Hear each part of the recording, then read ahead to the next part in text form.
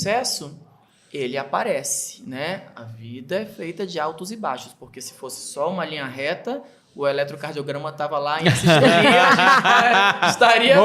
estaria morto. Então, realmente tem altos e baixos. Eu acho que na minha profissão, uma questão muito importante, que eu até estava conversando ontem com o meu personal, é que nem sempre dá certo, nem sempre...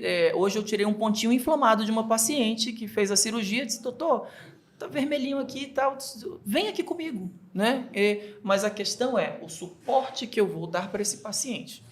Como eu vou conversar com esse paciente? Os organismos, eles respondem de forma diferente, né? E aí a gente, eu como médico, tenho obrigação de dar suporte, né? Então, dou suporte por longa data para os meus pacientes e, assim, acontecem coisas, a cicatriz não fica tão bonita, não fica tão legal, tem aqui, calma, vamos esperar um período de cicatrização, vamos esperar e evoluir. Se a gente puder, a gente retoca, faz aqui.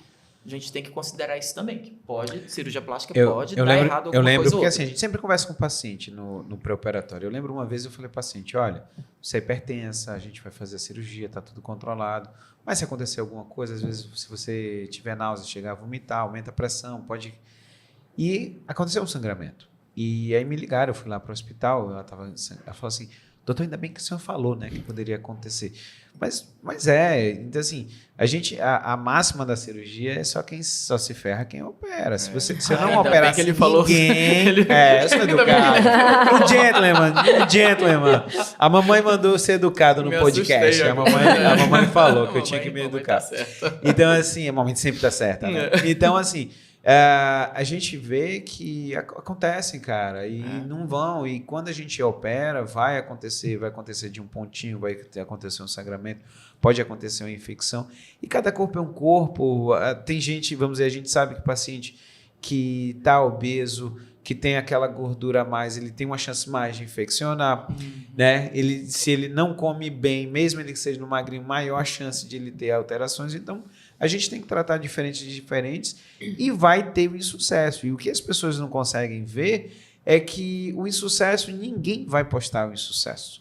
Ninguém vai botar lá, olha, pessoal, hoje, vamos lá, essa daqui chegou com infecção, essa daqui chegou... Não vai falar. Então, por isso que as pessoas, elas olham aquilo dali, admiram, porque o belo, ele está ali, está sendo mostrado.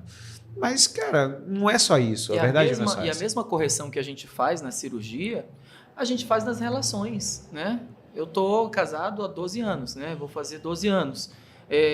Foi só coisa boa? Não. Altos e baixos também, né? Então, a gente vai corrigindo aqui, corrigindo ali e tal, né? Mas quando a gente pensa assim, tipo, muito mais coisa bacana e tal, né?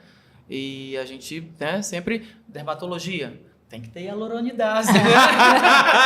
Boa. Tem que ter todo consultório de dermatologista. Você chega e você te pergunta, tem hialuronidase? Tem.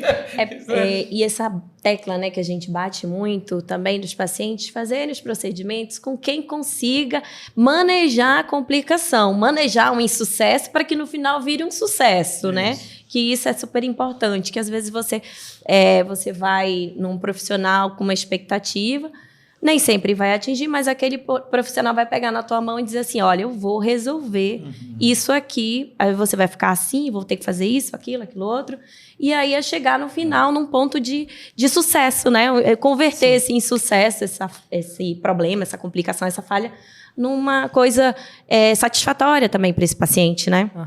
Eu entendo que para vocês como médicos, essa coisa do insucesso, alguma coisa que deu errado, né, no consultório ali, é bem complicadinho de estar mostrando nas redes sociais. Sim. Mas no meu trabalho, no meu nicho, eu uso muito o meu insucesso, né, como cases. Quando eu supero eles, né? Eu trago o que aconteceu e trago a solução para as pessoas que estão passando por aquele mesmo problema.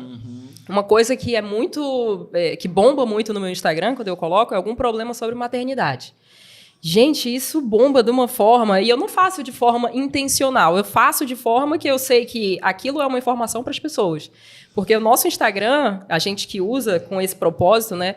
Ele é uma rede de informação para as pessoas. Tirar a pessoa ali do ponto que ela está e levar ela para um ponto com mais ferramentas para ela poder agir ali na vida dela.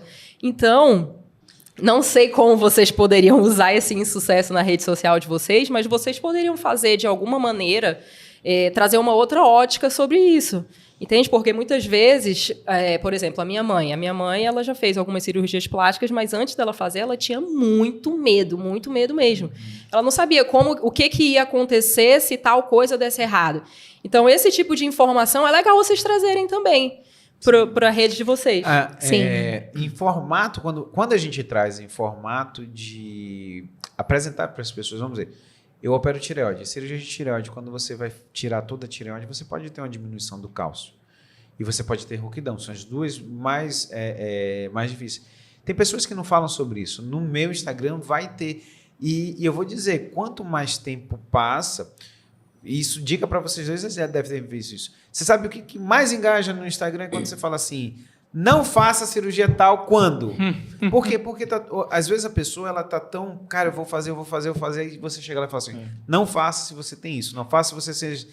E aí a pessoa fala assim, cara, olha que legal a pessoa olhar para mim e dizer para mim, olha, não faça porque isso aqui vai dar ruim. Você se torna um cirurgião quando você aprende a dizer não.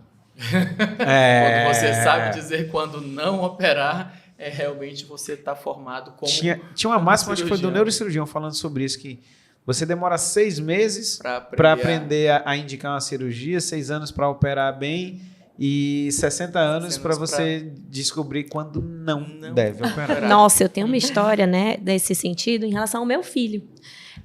Ele teria que ser operado logo no início, né, ao nascimento, um cirurgião de 70 e poucos anos, muito competente, lá em São Paulo. E aí ele sentou comigo, estava começando o coronavírus, né? Na epidemia do coronavírus, aí ele sentou comigo, olha, teu filho tá ótimo, não sei o quê, tem todas as condições para operar, com 1 semana de vida. Mas eu não vou operar. O dinheiro já estava na conta dele, praticamente, né? Aí eu não vou operar. Aí eu parei assim, doutor, é o seu feeling que está dizendo que o senhor não deve operar, porque o senhor me deu todas as características que ele poderia operar, mas não vai operar. Seu feeling, estão falando no seu ouvido para não operar? Ele, é exatamente isso. Então, vou pegar meu filhinho, vou sair, ele alta para Manaus, tchau, e volte quando acabar a pandemia. Estamos até hoje aqui. E, então, assim, é isso, né? O médico, né, com o tempo, com a experiência, a gente vai tendo essa perspicácia, um amadurecimento, as experiências diversas da vida, o como eu era como médica antes de ser mãe e o que eu sou como médica hoje, depois de ser mãe, é totalmente diferente, é uma experiência totalmente humanizadora, que a gente... Na faculdade de medicina, né, aprende a ser muito técnico, muito frio, muito distante, para não se envolver emocionalmente tanto, porque senão a gente é sugado para dentro daquela perspectiva dos pacientes, de cada paciente que passa com a gente. Mas quando você vira paciente, você vira, né, mãe, você tem ali, né, outro lado, e aí te dá outra perspectiva que te leva a alcançar, eu acho que um patamar profissional até diferenciado nesse sentido. E o paciente se sente, né? O paciente, ele liga, conecta muito mais com você.